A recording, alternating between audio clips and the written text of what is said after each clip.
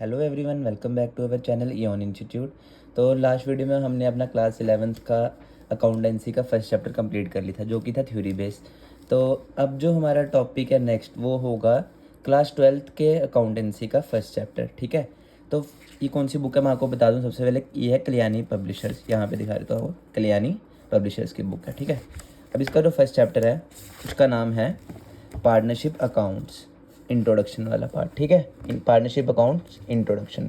तो इसमें जो हमारा सबसे पहले टॉपिक है वो रहने वाला है मीनिंग ऑफ पार्टनरशिप। अब आपको पता ही होगा, आपने क्लास 11th में पढ़ा ही था। जो क्लास 12th के बच्चे उनको मैं बता रहा हूँ खाली कि आपने पार्टनरशिप का मीनिंग 11th क्लास में पढ़ा होगा। ठीक है, तो आइए हम फिर से रिवीजन कर लेते हैं।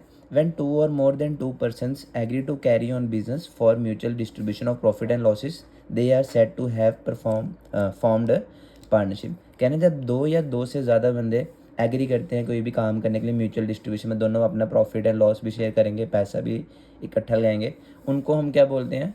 पार्टनरशिप बोलते हैं। They act both as an agent and principal of the firm. वो एजेंट भी हैं फर्म के होती है हमारी कंपनी, और प्रिंसिपल होता है चेयरमैन वगैरह, वो भी होंगे। ठीक है, अब आगे इसका the Indian partnership act 1932 governs the working of partnership firms in India. ठीक है, पार्टनरशिप एक्ट क्या है हमारा? Indian partnership act 1932। According to section 4 of this act, section 4 of 1932 partnership act की क्या बताती है definition? Partnership is a relation between persons, relation on persons के बीच जो who have agreed to share the profit of the business carried on by all and any of them acting for all. कह रहे हैं जो कोई भी इसमें जो जो काम करेंगे उन सब में आपको प्रॉफिट या लॉस जो होगा वो इक्वली बटेगा। ठीक है, अब इसके बाद आ गया आपका next topic, features of partnership. ठीक है, सबसे पहला हमारा जो फीचर है वो है एग्रीमेंट। फीचर लिखा होगा, नेचर लिखा होगा, करेक्टरिस्टिक्स लिखा होगा, सेम थिंग है। ठीक है, कह रहे हैं एग्रीमेंट।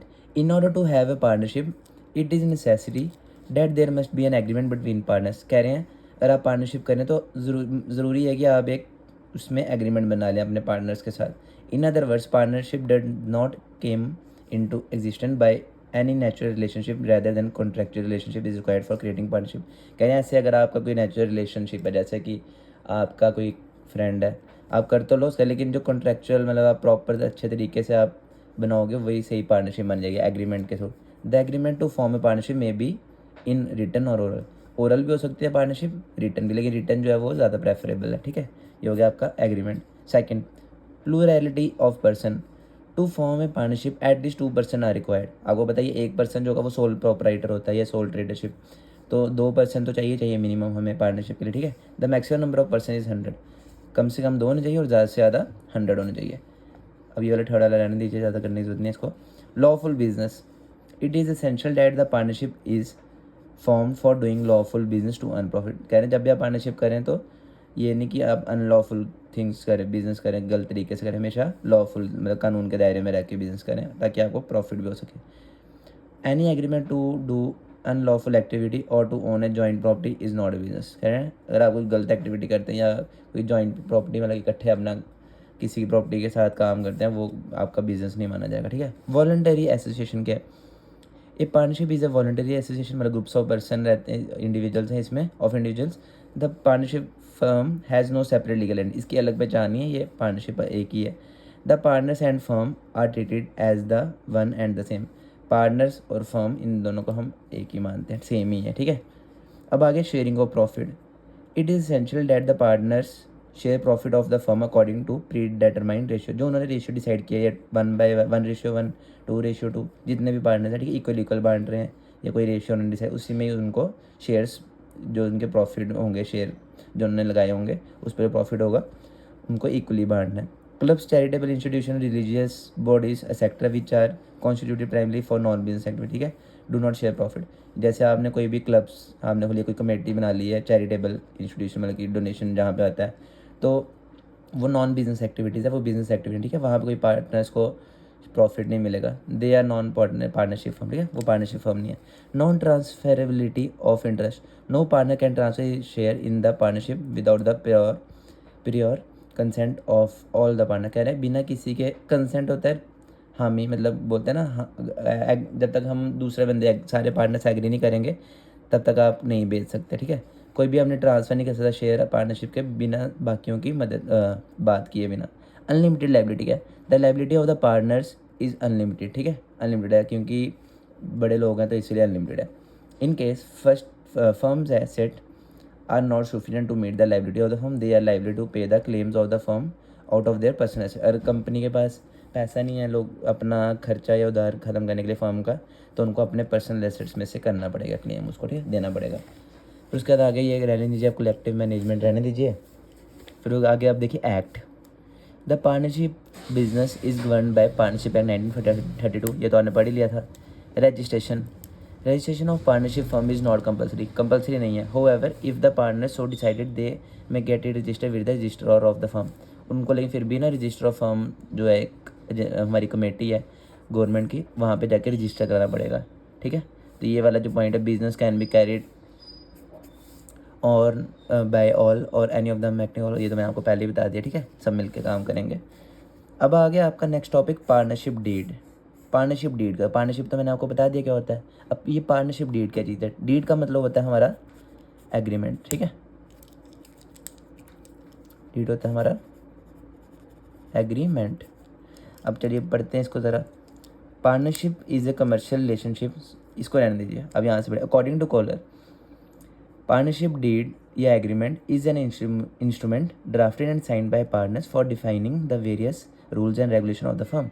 क्या उनके रूल्स हैं, क्या उनके रेगुलेशंस हैं फर्म के, जो भी पार्टनर्स हैं उन सबको पता होना चाहिए, उनके साइन होने चाहिए उस पर अच्छे तरीके से, पेपर और एक शीट होगी उस पर उनका नाम शाम सब कुछ लिखा होना चाहिए, ठीक है। अब कह रहे हैं it is always prefer to have partnership deed in writing because of the various advantages. कह रहे हैं हमेशा आपको पार्टनरशिप डीड लिख के ही रखनी चाहिए, क्यों, क्योंकि इसके बड़े बड़े ज़्यादा बेनिफिट्स हैं। It serves as a legal document in the court of law to settle disputes among the partner. कल को किसी पार्टनर से लड़ाई हो जाती है आपकी, तो ये आपका लीगल डॉक्यूमेंट माना जाएगा कोर्ट में, ठीक है।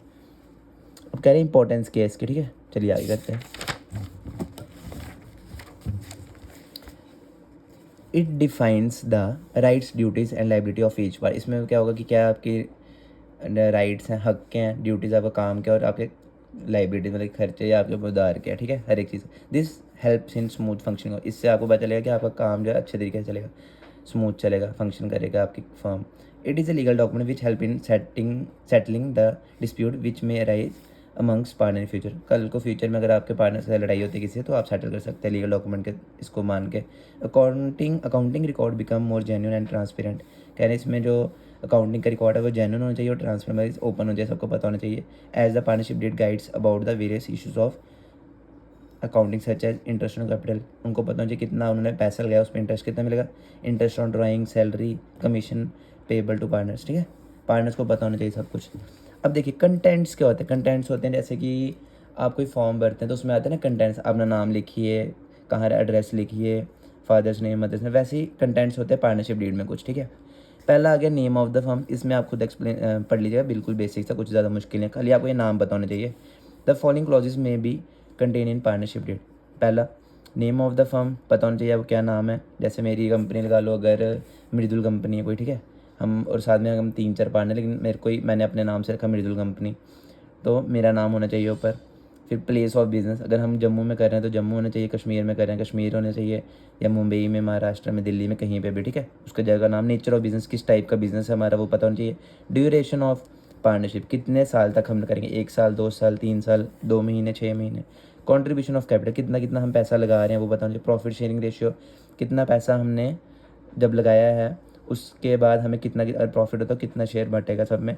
पार्टनर्स ड्राइंग्स, कितना कितना पैसा हम निकाल सकते हैं। इंटरेस्ट ऑन ड्राइंग, हमें ड्राइंग्स पे कितना इंटरेस्ट मिलेगा। इंटरेस्ट ऑन कैपिटल, जो हमने पैसा इन्वेस्ट किया उसमें कितना हमें इंटरेस्ट मिलेगा। पार्टनर्स की सैलरी, फीस, बोनस, कमीशन, ठीक है, ये सब पता होना चाहिए। मेथड ऑफ कीपिंग अकाउंट, किस मेथड से हम अपने अकाउंट्स बनाते हैं। ड्यूटीज़ पता होनी चाहिए, पावर्स पता होना चाहिए, फंक्शंस पता होना चाहिए पार्टनर्स के। वैल्यूएशन ऑफ गुडविल, अब आपको बता दूं मैं, गुडविल आपने 11th क्लास में पढ़ा हो। गुडविल क्या होती है, गुडविल होती है आपकी रेपुटेशन, किसी भी बिजनेस की रेपुटेशन होती है, ठीक है, और ये इंटेंजिबल एसेट है, याद रखिएगा। बैंक अकाउंट पता होना चाहिए कौन कौन से हैं। फिर आ गया आपका रिफंड टू रिटायरिंग पार्टनर, कोई बंदा रिटायर्ड होता है, मतलब वो कह रहा है कि मैंने अब छोड़नी है, पार्टनरशिप में से निकलना है, तो उसको रिफ़ंड करना है पैसे का जो उसके शेयर बनते थे। वैल्यूएशन ऑफ एसेट्स, आपकी जो प्रॉपर्टी है कंपनी की या फर्म की, वो कितने की है, 10,000 करोड़ की है, 1,000 करोड़ की है, 2 करोड़ की है, ठीक है ना। जैसे फिजिक्स वाला आपने देखा होगा कि उसमें उसकी जो वैल्यूएशन आज उसकी जो एसेट्स की है पूरे जितने भी उसकी प्रॉपर्टी है अभी फिजिक्स वाला ये वो है 13,000 करोड़, ठीक है। पहले 8,000 करोड़ थी, अब 13,000 करोड़ हो गई है। फिर आगे अकाउंटिंग पीरियड कितना, 1 साल का जो होता है उसका पूरा पता होना चाहिए। आर्बिट्रेशन क्लॉज, इनने इसको हम पढ़ लेते हैं। In case of dispute among the partner, कोई लड़ाई हो रहती है, how the matter would be resolve, कैसे उस मैटर को रिजॉल्व किया जाएगा, मतलब कैसे उस कोई मतलब कोई ब्लेम करे एक दूसरे को, कैसे उस मैटर को हम रिजॉल्व करेंगे। Who will be the arbitrator, मतलब कौन उसमें हम एक हेड बनाएंगे कि जो उसको संभालेगा, डिसीजन लेगा। How the arbitrator will be appointed, और कैसे उसको हम अपॉइंट करेंगे, ठीक है। तो आज के टॉपिक में हमने इतना ही पढ़ना है, क्योंकि इतना भी आप पढ़ेंगे तो बहुत है आपके लिए, आज के लिए इनफ। मीनिंग आ गया, आपके फीचर्स आ गए, पार्टनरशिप डीड का मीनिंग आ गया, उसके इंपॉर्टेंस आ गई और कंटेंट्स आ गए, ठीक है। तो आज के लिए इतना ही, तब तक देखते रहिए योन इंस्टीट्यूट। Thank you.